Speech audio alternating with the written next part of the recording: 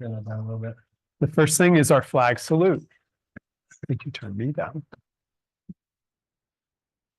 I pledge allegiance to the flag of the United States of America and to the republic for which it stands, one nation, under God, indivisible, with liberty and justice for all. Okay, roll call. I think mine is down. Okay, Miss Bullenbacher, not here. Mr. Chandler, Here. Miss Compatello, Here. Mr. Hof, Here. Mr. Oliverio, Here, Miss Pakalnik, Here. Mr. Rodilla, Here.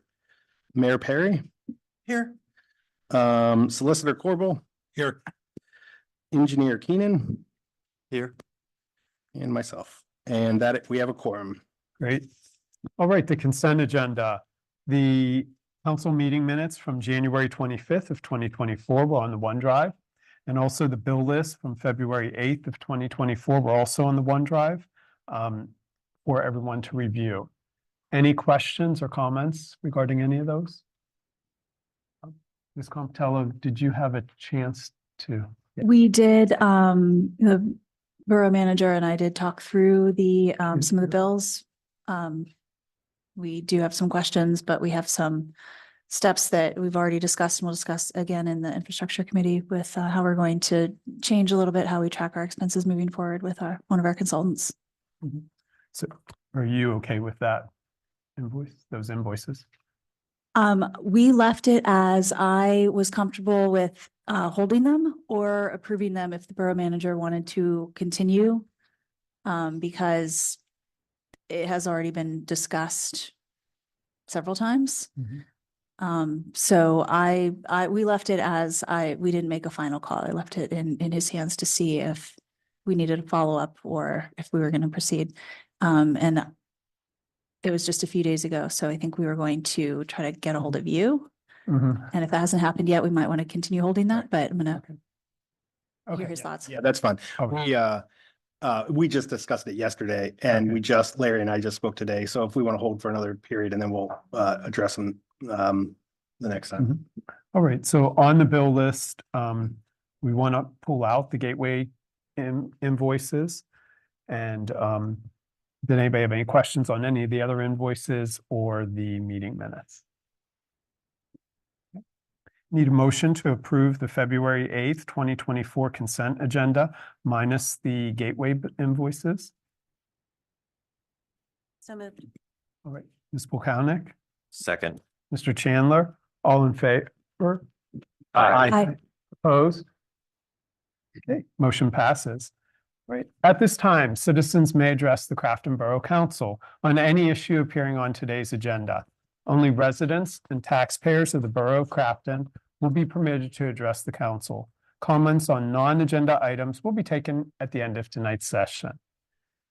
Speakers will be permitted to speak for a maximum of 3 minutes. Groups of people will be required to designate a spokesperson to represent them before the council, who may speak for a maximum of 5 minutes. Please state your name and physical address for the record. Do we have anybody signed in? No, nobody signed it. Okay. No. And on Zoom, you just need to raise your hand, which is a phone call, so there can't be a hand raised. Okay, President's report. So for tonight, we have Connect here, 3 representatives from Connect, and that's the Congress of Neighboring Communities, and they would like to do a presentation for us tonight, so I'll allow you guys to introduce yourselves. Thanks. Apologies. The one I gave Yeah. you is our old one. That's what's our new updated info on. Yep. I'll be back. Apologies, I had- I know this speech, so. Yeah, I had the old documents mixed in with our new ones. So We just got rebranded. we just, Spun out of it. so we're very excited about that. So we just became a nonprofit moving out of the University of Pittsburgh. So this is the one we have with all of our updated info. So Jim can get those for you. For those of you who don't know who we are, I'm Kelly Kelly. I'm the Director of Public Safety and Wellbeing for Connect. Connect brings together the city of Pittsburgh and surrounding municipalities to identify common policy issues and different challenges that our areas are facing. We have 130 local governments in Allegheny County. They exist to deliver services to their communities, and we want to be able to help them provide services as well. Either by collaboration or working on different projects that are important to the communities. So that's what we would really like to come in and help assist you all with. And some of those, we have highlighted on this, just a couple of the projects that we're currently working on. Right now, we have a Future of Fire project that we've been working on for a couple of years now. We did release a needs assessment report in 2022. And from there, we're going to be implementing some of those recommendations from that report. We're currently working on a proposal to submit to DCED for funding to continue working on that program and to bring our Future of Fire consultant in full time to continue that work. We also have a law enforcement assisted diversion program. You should have some copies of the information on that in front of you, but what this is, it's a national model. It works with different communities. Right now, we have 11 communities that are providing lead. And what that is we help police officers in communities who are frequently coming into contact with people with unmet behavioral health needs and substance use disorders who just kind of are revolving in and out of the criminal legal system. What we're able to do is divert any arrests that they might have again for low-level crime, shoplifting, possession, theft, loitering, things like that due to their unmet behavioral health needs. And what we can do is divert their charges and connect them with long-term case management. Right now, like I said, we're in 11 communities and we have over 143 referrals for that program. And it's been really successful. We started in September of 2023 with that. Then I can pass it on to Eric, who can talk a little bit about the work he's doing. Yeah, so I'm Eric, Director of Infrastructure Resilience for Connect. So I head up the Infrastructure Resilience Working Group, and we primarily focus on infrastructure issues like stormwater, transportation, tree canopy, solar, EVs, anything like that. We get local governments together around those shared public policy issues and explore some solutions with them that otherwise they wouldn't have access to on their own. So for example, right now we're working on a large solar power purchase agreement with a bunch of municipalities all at once. And it's a really clever way of doing it because power purchase agreements would not normally be offered to individual governments, especially ones the size of Grafton. And so we're doing that with 8 governments right now and trying to save some of our governments some money. We're doing the same thing with electric vehicles. We just started that last week, where we're giving some free consulting services to municipalities that are looking to see whether fleet, whether public curbside, any of that type of charging might work out for your community. It's free, no commitment. We're going to walk them through that process and then apply for some funding together as a group instead of, again, as a person, just one municipality at a time. So we do those things. We also talk about some issues that other governments have as priorities, and also you can always suggest new priorities to us inside of our working groups that we can then start projects and work with your neighbors on. So if you need to email me about anything, any infrastructure resilience, email us on the news sheet. And with that, I think we would introduce Tiffany Fulton, and we just hired 2 new staffers to work on collaborative funding. And then Tiffany, you are community envisioning and engagement. So you don't have to say anything, just if you want to. Sure. I think your first day was just like a week ago, right? Yesterday. Yeah. It just seems like a week. Yeah. So hi, everyone. My name is Tiffany Talton. I'm the new Director of Community Visioning and Adaptation. This is my 2nd day, so just wanted to introduce myself to all of you. I come with a background in education and public health and community development for about 20-something years at this point. I'm really concerned about climate change and adaptation, and that's really what my focus is going to be as part of the team. Looking at how our different communities throughout the county can work on regional climate action plans, and specifically our communities of color, our low-income communities, our Justice 40 communities. How can they get involved? How can we make sure that everybody is prepared, ready, and getting their needs met on environmental issues and climate change? So thanks. Thank you for having us. Yeah, thank you so much. Yeah, and if you have any questions or if we want to set up any further meetings, just email us and let us know. We're happy to come out. So. Thank you for having us. Wait, does anybody have any questions for the group? So, I had a question. Did you pulled out a pit then, or Yes. your own nonprofit, so emails changed and everything else? Yes, emails changed. Okay. Yeah, we changed. We now have, we're gonna be, when's the new board of directors? We're gonna have a new Okay. board of directors. Mhm. Yeah, so, Okay, great, yeah, it's really exciting. Yes. So. yeah. great. Jim is on the board of directors, right? He is. That's correct. For you? No, there I think I'm nominated. Okay. Yeah. She might be nominated. That's like our executive director, like, they have a few super connectors. They're not in the room here. Yeah. Yeah, and we appreciate it. We thank you. We love. Great. Thank you so much. Okay, thanks for having us. Okay, Yeah, thank you. I mean, I think we've given updates on this and we've talked about it, but we are definitely a member of the Connect group. We are one of the member communities that participates and has access to the resources and the collaboration that they offer. great. All right, that's it for my report. Next is the mayor's report. Nothing to report this evening. Thank you. Solicitor's report. I have nothing other than to announce we're having executive session following the meeting to discuss property and personnel. Yeah, personnel. Yep. That's the end of my report. Engineer's report, Mr. Keenan. Good evening. So I just want to go over a couple updates and some of the ongoing projects that we have here in the borough. Starting with the Broadhead project, just as a reminder, this is a storm sewer separation project that is being proposed along Broadhead Avenue. And in order for this project to be successful in construction, we need to obtain a couple easements on some properties. And right now we have 2 of them secured. And some of the other ones, we are kind of in the middle of some back and forth legal questionnaires with the property owners. And it's to the point where we've decided that we would look into eminent domain as possibilities on these properties. And with some discussion with our solicitor, we've got in touch with an appraiser, and we are moving forward with getting some appraisals done on these properties. Any questions on that? Can you clarify? I know we've been trying to reach out to those owners for quite some time, and we do have a deadline to move this project forward. It is a requirement to meet our consent decree. So we do have to do the stormwater project, but the easements we're trying to get in the eminent domain, that is our last resort to get that, is just for an easement. It's not for the entire property. It's just for the easement to do the stormwater upgrades.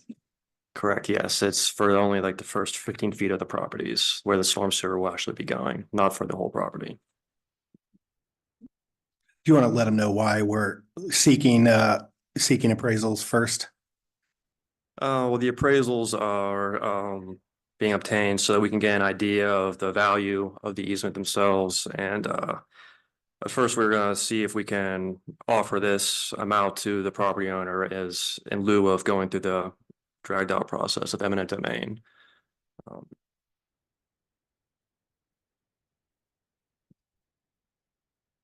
Good further. All right, so next, I just want to chime in on the Public Works building. As a reminder, we have a $200,000 grant that has been extended and is set to expire in June. And right now we are in the process of determining how that money will be spent. We're going to collaborate together and see which options we have. We want to consider new doors and as well as getting a floor finished and getting some viable utilities going to the building as well. And some other news with this is that we've been joining forces with Pitt University in a sustainability class. And they are actually working with us to help determine ways that we can help make this building more sustainable. And hopefully their findings from their research will be implemented towards getting this building complete. The grant that expires in June, does that money have to be spent by June, or does it have to be allocated towards an expenditure by June? Because if we're currently doing this redesign work with Pitt, we're probably still have a couple months away from really having anything we can enact and act upon. And that gives us a month or 2 window to try to get something fully in place and ordered and paid for. Yeah, that is our intent that this money will need to get spent. But I think the priorities will be to get more of the building done itself. And as that deadline approaches, we'll whatever findings they do come up with, we will take into consideration then. And we will implement them as we can. Yeah, and it's also our plan to, there's two different things happening. We're looking at the doors and the utilities as a first step because we need to spend that $200,000. And we know that the design is unlikely to change either one of those things very drastically. So that's why we're focusing on that first. And then what the Pitt students bring us is going to be more of the internal build out of the building, which is not going to be covered by that $200,000. So.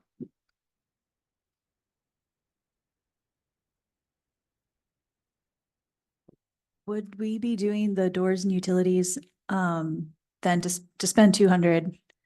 No, June seems like it's still a few months away, but the way that things work, in local government do take time. So would we have to put out an RFP for that, or are we looking at purchases that we can make directly and work we can do? We would be spending on, materials and direct purchases that our public works department would work with. We are looking into that now. I don't know the answer to that yet because it's possible that when he has reached out to the door companies right now. They're possible that they could be on CoStars. If they're on CoStars, we don't have to bid the process. But we don't know yet. So if they are, so that's why we're doing it now, because we might have to do an RFP process and bid it out because it is more construction oriented. So.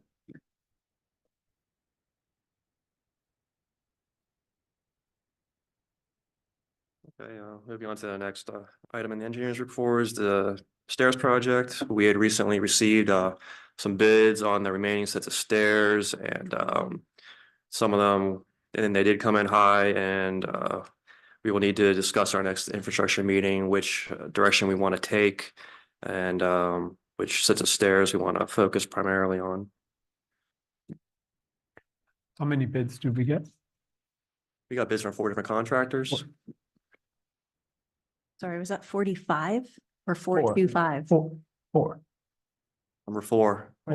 Four. 4. Next item is we talk about the road paving program. Right now I'm putting together a plan that we can use that will help make this process a little more efficient. I'm preparing a drivable route to go through the borough to use the software that we had received, and once that's done, we will be able to populate a list of streets that we feel will be the most up for reconstruction. Hoping to have that done within the next week or so.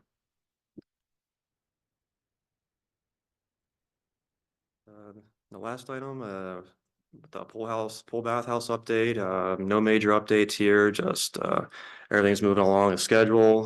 Recently, some recent trips down there have shown that floor has been poured, the new walls and the partitions inside and exterior have been completed, or at least very far along the way.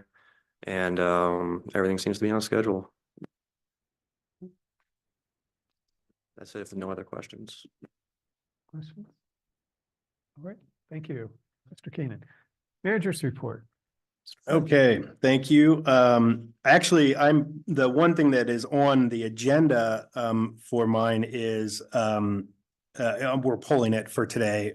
That's part of the executive session after, and then it'll be considered again at next meeting. And we are going to have a brief executive session at the next meeting. So if we can start at 6:30, just so that we have time to review this again once we make changes. So we'll go from there. And I wanted to thank everybody who came this weekend to the zoning meeting. It was a huge success. We had more than 80 people, I think. I think we had close to 70 people in person and about 15 people online. So it was great. And we got lots of feedback. We got lots of feedback in person. We got lots of feedback via the internet, and we're going to share those with the steering committee tomorrow and set up a time to meet to discuss next steps. And so that was moving along very well. And there was something else I was going to mention that is slipping my mind right now. I'll have to come back to it. But with that is all I have for today. Thank you. Thank you. All right, standing committee reports, Finance Administration Sustainability, Ms. Perry. Okay, I see that we have waste management contract still on here. Is there an update or is it? No, we just want to keep it on to remind people that that is coming at the end of the year because it is very likely that it's going to cause a significant increase Yes. in payments. So we wanted to mention, and I did remember what I was going to say. So I'd just like to let everybody know. Right. Too late? All right. Yeah. President. Ms. Perry has the floor. Just mention that we did apply for an LGA intern today. So to look at the land value tax idea. Well, that comes under finance and administration, doesn't it? There you go. There you All go. right, so just to underscore waste management contract update, so that everyone knows, and you're gonna be tired of hearing us say it, but the contract is up.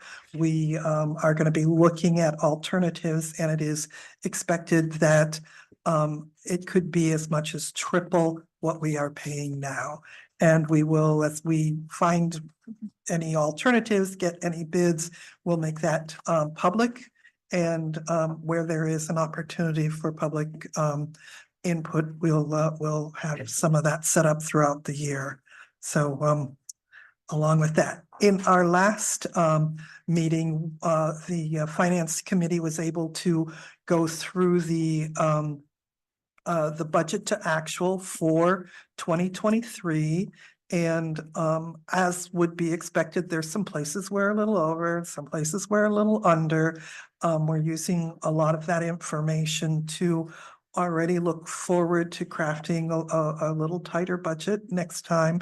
And at the end of the day, we actually were a little bit ahead of where we expected to be. So there'll be some funds going back to the reserve account. So we did quite well last year, owing to a couple of things, including, well, did we this past year we were under on salt, or where it's yeah, we were. So for last winter, we were significantly under on salt and a couple of other things as well.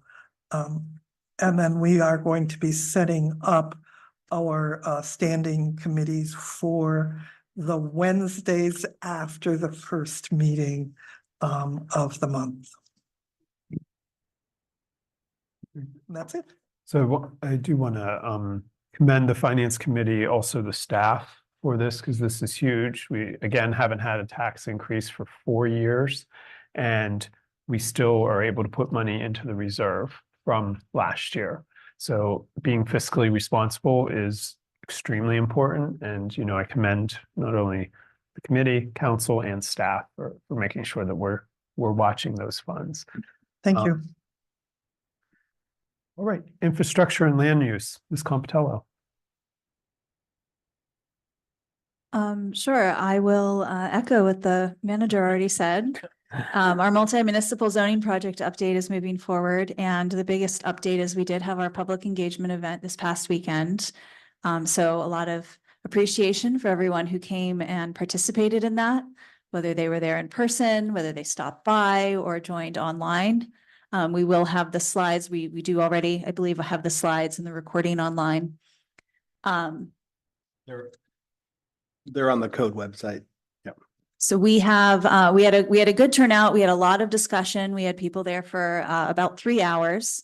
And our consultant, two of the members of the consultant team were there and presented updates on the project. We had a good turnout from residents, and we do continue to have on our borough website some information about that project and a link to a project specific site that our consultant manages that has more detailed information throughout the entire project. So information about the status of the zoning and some of the products that have been done so far, and the slideshow from the event this past weekend are available on that project website that is easily findable on our Crafton Borough website.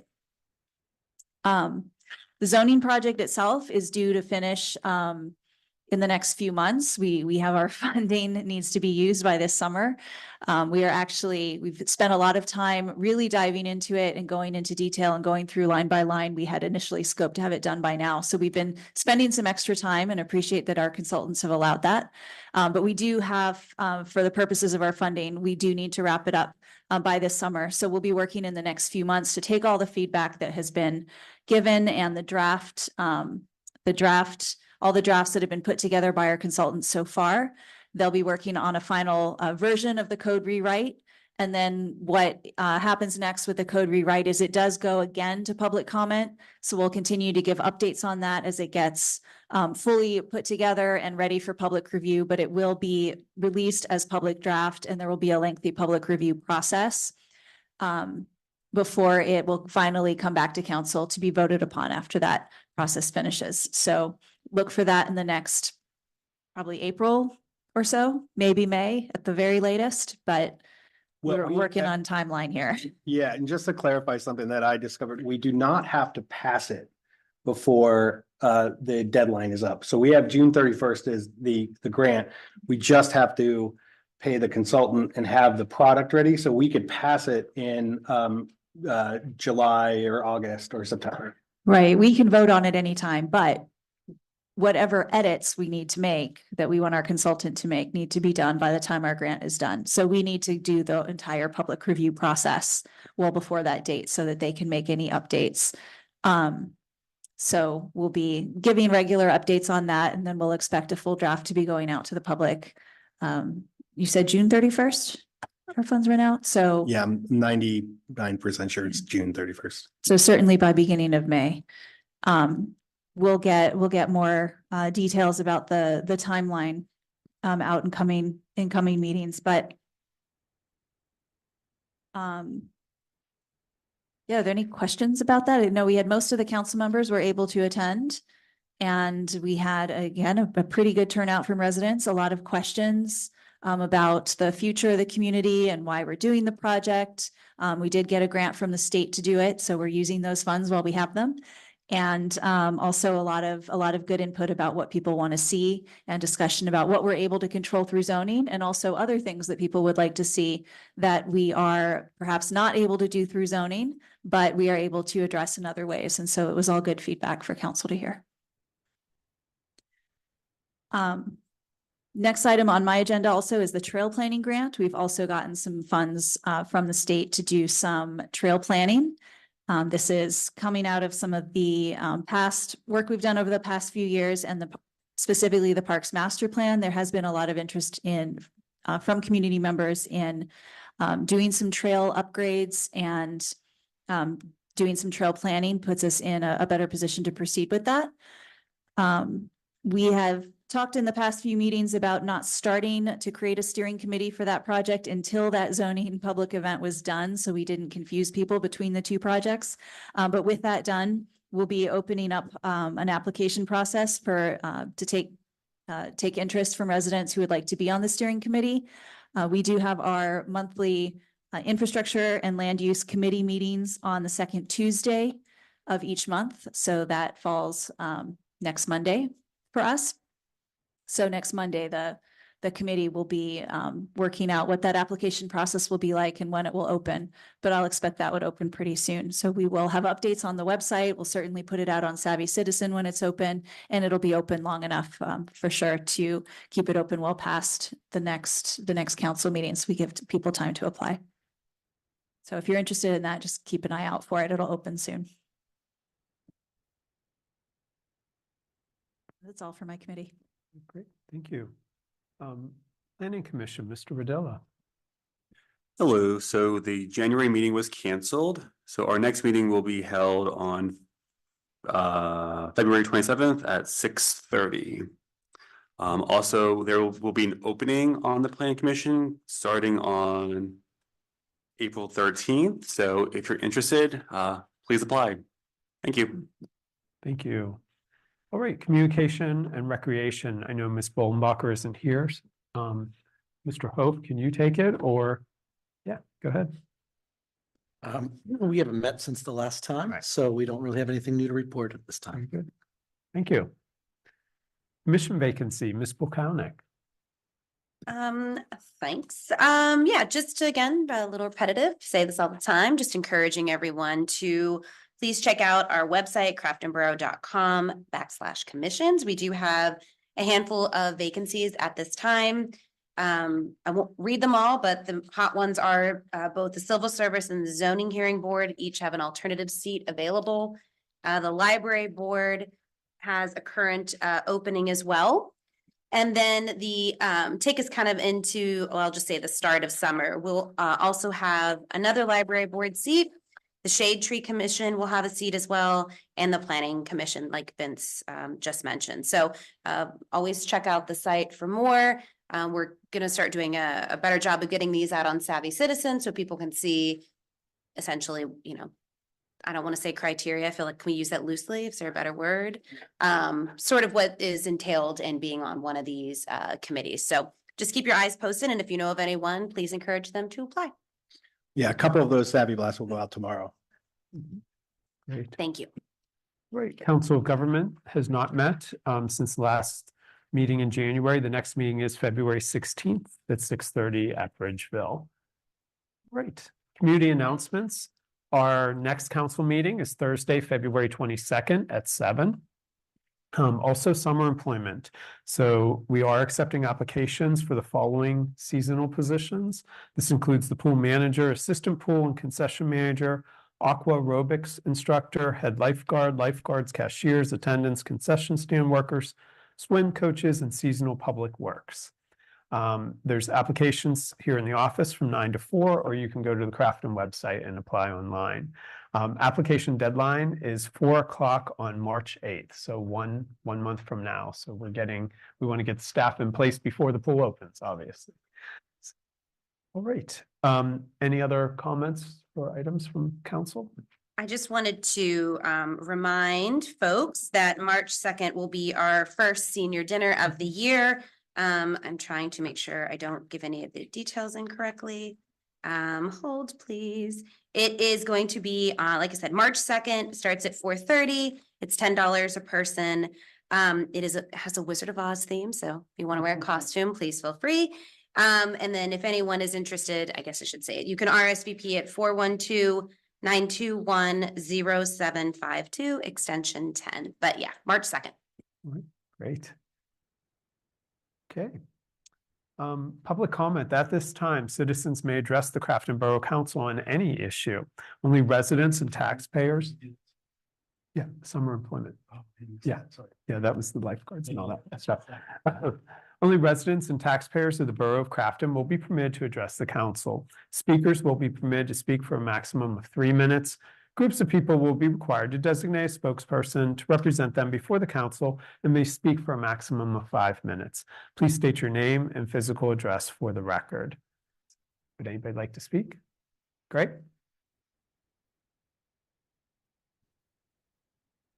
Oh, pull it up. There you go. We did that for you, Greg. From the last meeting. Anyway, I have a question about the upcoming water replacement main project. I know that there's 4 streets involved, 2 of them are brick streets, and 2 questions. One was, are the bricks going to be replaced? And the second question is, some of these streets have adjacent brick streets near them that could be the contractor could use as access and further the story of the brick street. And I wanted to know if there's any policy or way to keep those existing brick streets protected from additional destruction by heavy equipment. Actually, Steve, that might be a question that I would have to put to you. I know we can control it when it's our contractors. In this case, it's not our contractors. Do we have any ability to limit where they go? You know, I can easily direct people on a pre-bid and construction meetings and stuff like that, but not in this case where we're not the contractor doing the work. Unless the streets are regulated with respect to weights, et cetera, we can't enforce it. So we would be more of asking, requesting, reminding, observing, reminding, that sort of thing. And that's how you would enforce that. Okay. All right, so we'll work with Larry and see if we can't get a contact. Sometimes, and this is often the case, we get a permit application and we get a period in which they're gonna work, but we have no idea what day they're actually gonna come. I guess if you see them working, let us know, because we might not already know if we're not, you know what I mean, out looking for them specifically. But we'll do the best we can. We'll contact them. We do have a number that we can contact them and ask them, you know, and make the suggestion and then keep nagging them. But this, we definitely have a lot less control in this situation over the other ones, so. Oh, yes. Yeah, they have a requirement to replace what they, as they are. Yep. Few years back, me and Pearson looked at, started to look at Brick Street, and you had mentioned that if there was a policy of weight restrictions, say on what can go on the street, something about it can be protected by weight. Think that at some point, council or committee, or you could take up a, start a policy or get some sort of a, weight limit in crafting.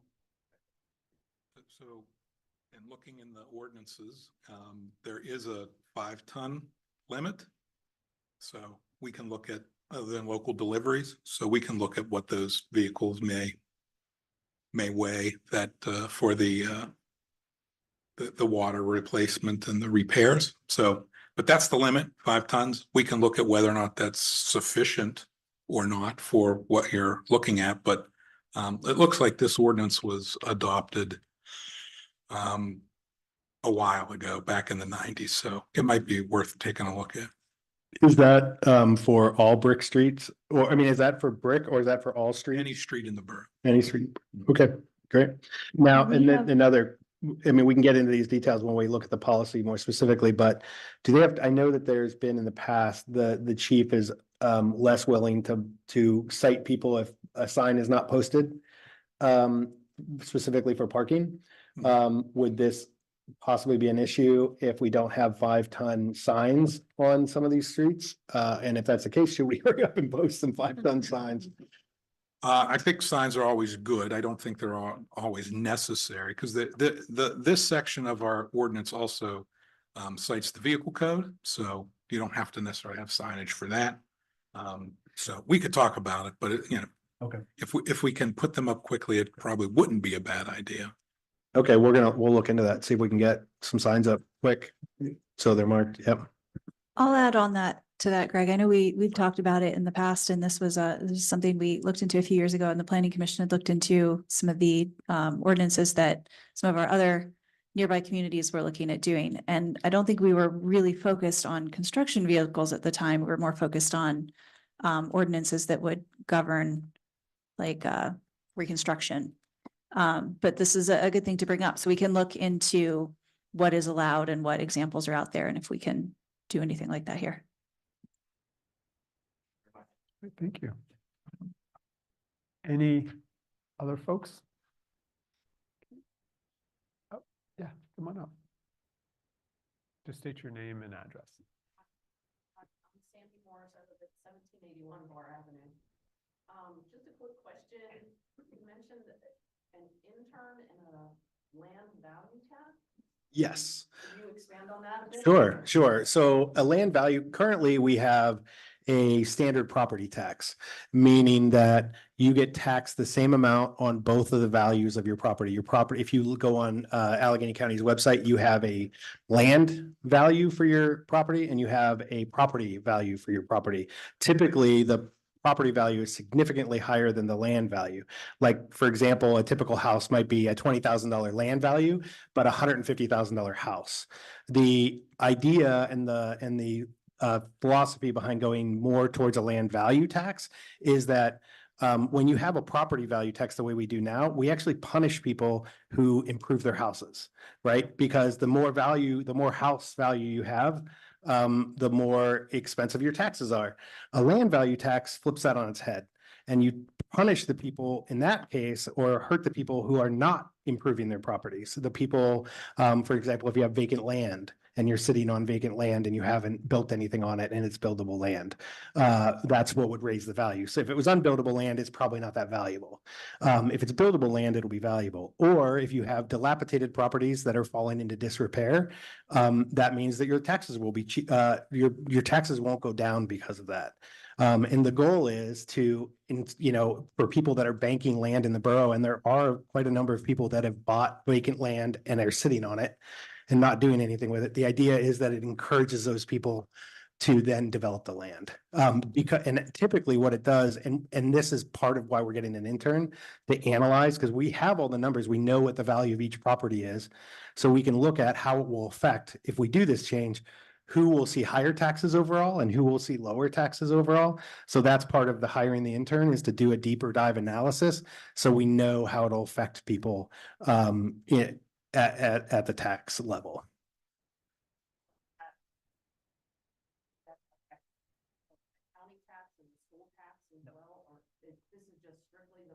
This is strictly the borough tax. However, if it's successful, we may seek to see if the school board could do it too, or seek if the county wouldn't do it, but we could seek to see if the school board would be interested in doing it if it's successful. And clearly their leverage is much stronger because they have much higher tax rates. Basically, you're just trying to level out the playing field, everybody in the borough, that whether I'm sitting next to a vacant lot and I'm paying X amount of dollars because I got a decent house and I make it look pretty, as opposed to somebody who just leaves their land sit there. Exactly. That's the idea. Okay. Yep. Thank you very much. You're very welcome. All right. Anyone else? Okay. Anybody on Zoom, just raise your hand. It's only looks like a phone, right? Like, okay.